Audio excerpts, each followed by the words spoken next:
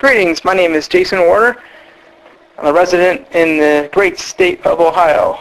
I have here a recorded conversation I had with a representative of Fifth Third Bank and a recovery agent of a company called Monarch Recovery. The conversation occurs 6/18/2008 at my front door, so you're going to hear some background noise, and also, you know, the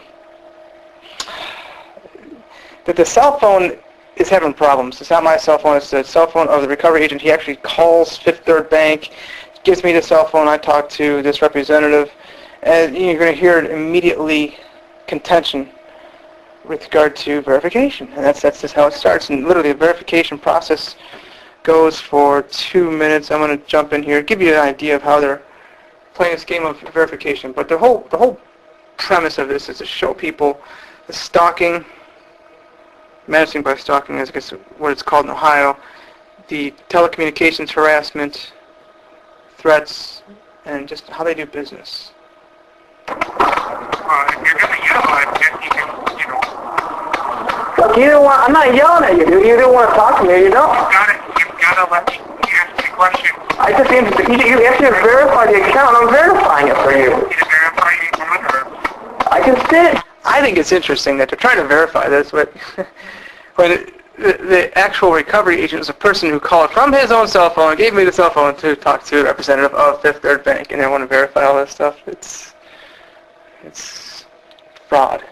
5709501. Yeah, and you guys have already verified that last week with me. I just talked to somebody last Friday. It's required for the U.S. state factor in each conversation. If it's information you don't want to have, simply let us know and we'll...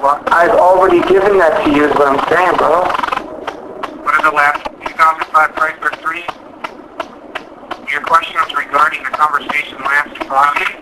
Yes, Eric, how much is a woman? For the record, I've learned they use these, conversations with people, and they play these kind of games to set you up for something later, and it's, of course, to follow you or do whatever it is they need to do to harass you.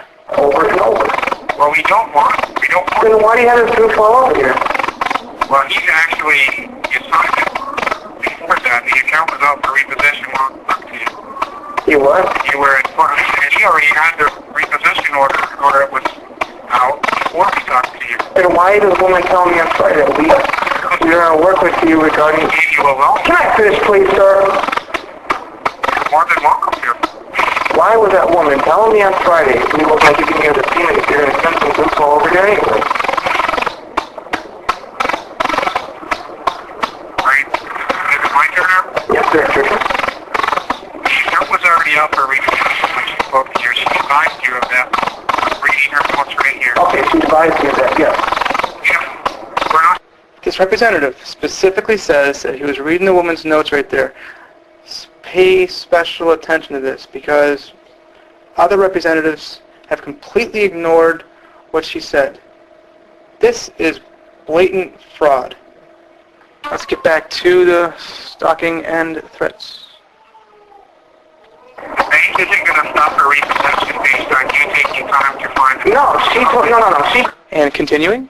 And that's correct. We don't want your car. All right, and here's a little, while I'm going through this recording, here's some information for the past few months. Was already ordered for repossession. All right. Correct information is you're right. We don't want your car. We want the payments that you stated that you would make when you signed the contract. All right. So he's there to pick up the vehicle. That's his job. That's what he's going to do. So what's the next option then? The next option is for you to, at this point, let me choose another screen here. Okay. The next step is for you to redeem the vehicle. For the record, the bank had every ability to take automatic payments. They did, and all of a sudden they just stopped taking those payments. So, I don't know what you call that. I'm waiting to do this, bro. No, sir. Yes, she did. I have it on tape. Thank God I taped it. Okay. Would it matter if I played it back for you? No, right now, in order to redeem the vehicle... Would it matter if I played it back for you? No, as I said, it would not matter. Okay, because I guess what she's saying now is not important. Okay, Okay, so then anyway, for me, and then I gotta redeem the vehicle. After that, what's the next step?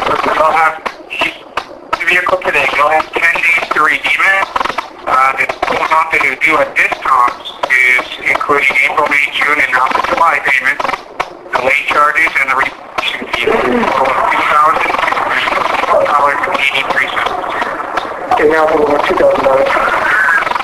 Let me ask Your you, payments are they're just adding things. The bank is their stock is down to almost $10 there. They've been this low since the 1990s. So they play this game, you know, and this isn't really, you know, the whole issue of the payments and everything. It's not really about the crime that they're causing. I guess it would be a different kind of crime, but I mean, I'm talking about telecommunications here, harassment, you know, going on with the menacing by stalking, or the specific wordings under Ohio Revised Code, and of course, you know, the threats that are made. That's complicity, disorderly conduct, and look, these payments mean nothing to banks.